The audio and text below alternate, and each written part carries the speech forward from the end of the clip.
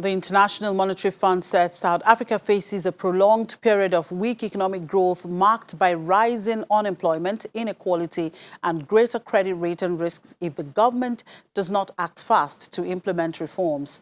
The global lender made the statement at the conclusion of a two-week Article 4 visit to the country. Well, just last week, S&P Global downgraded its outlook for South Africa's credit rating to negative, citing weak pace of economic growth, mounting government debt burden, and liabilities related to the country's energy utility Eskom. Well, let's bring in Trinity Nkube, a South African economist, to digest these for us. Hello, Mr. Nkube. Thank you for joining us.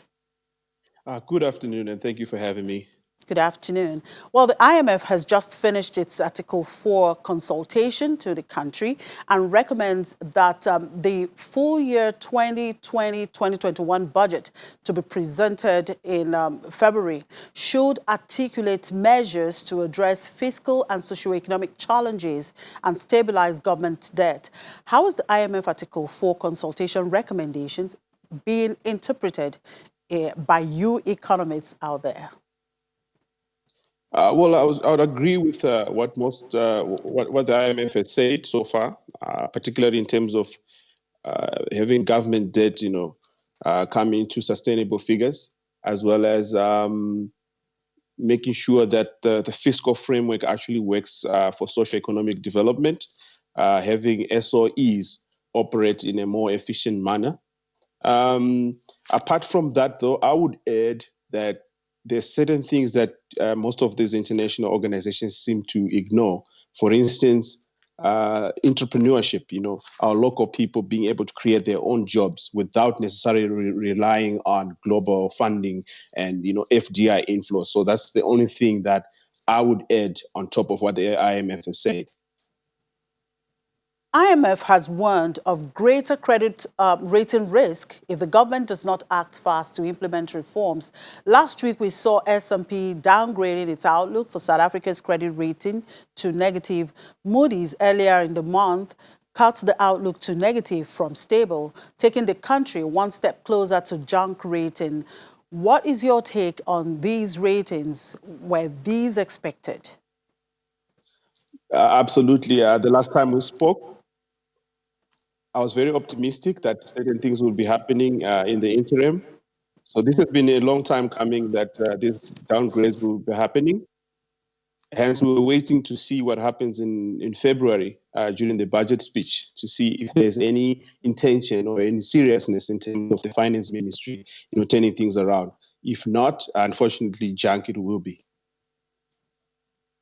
All of these, the debt burden from power utility Eskom has been cited as a major challenge. It looks like the government is yet to get it right with Eskom despite all the measures put in place.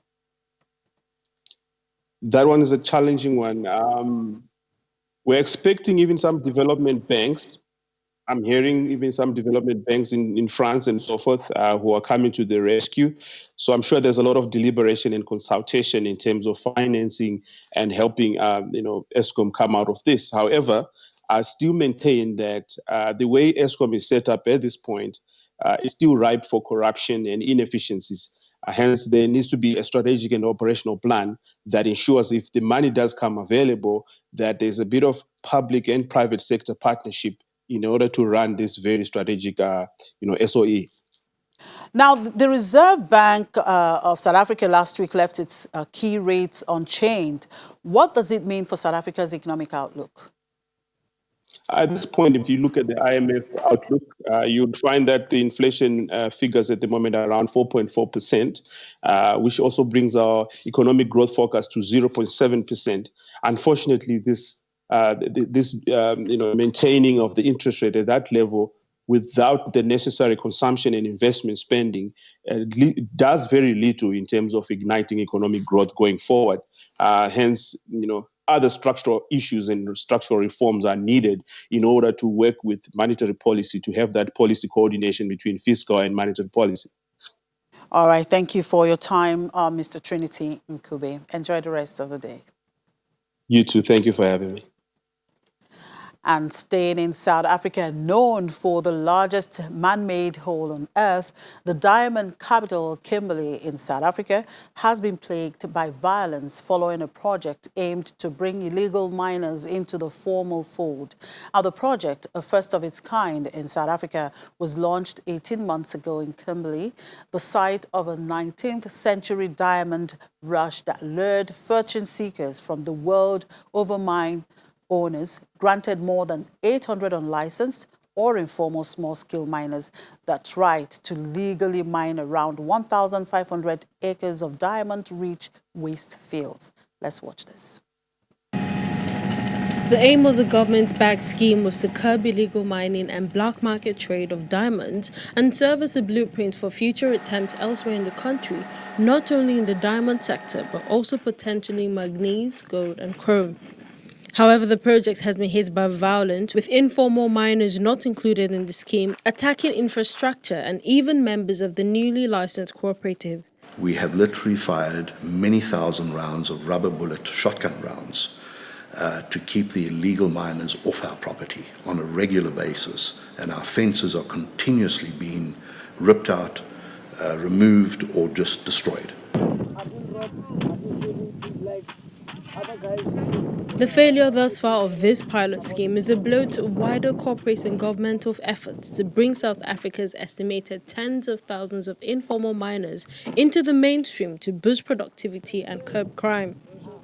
Ekapa and Petra Diamonds, then a part owner of the mine, launched the initiative last year at Kimberly, the Northern Cape province, hoping to address the problem of an influx of zama-zamas, a Zulu-derived word which loosely translates as keep trying. A total of 836 miners were formed into the Batho Mining Cooperative and given a license to mine the fields. But a year and a half later, the track record on ground is not promising. But the problem that we are encountering now, it is from other zamazamas. The other zamazamas, when they come here, because they're not registered, they want to enter this field with force. They came here with the weapons, others came here with firearms, others come here with a spade, everything like that. Ekapa security teams have been attacked with knives, slingshots, rocks, petrol bombs, and in one instance, a hunting rifle. Ramping up its defenses against illegal miners drove Ekapa security costs up to around 3 million rand before the project began, and the company is again beefing up security. If there is no resolve to controlling the illegal activities, which is snowballing into a tremendous threat of sabotage to our operation, the costs will go back up again to the point that we are unable to sustain it. We may be forced to close the company down. As much as 6 million rands worth of diamonds are taken by illegal miners each month. Members of the cooperative who cannot afford formal security are also a target. Campaigners say the Ekapa project woes shows the urgent need for the government to provide clear policy on small-scale or artisanal mining using rudimentary techniques. In contrast with other African countries such as Mali, Democratic Republic of Congo and Tanzania, South African law has no provisions for this. The diamonds in the area of Kimberly mined by the cooperative, for example, are expected to run out in about 5 years. And from there in South Africa, we call it a day on the show today. Thank you for watching. I'm Chimeze Obi Iwabu.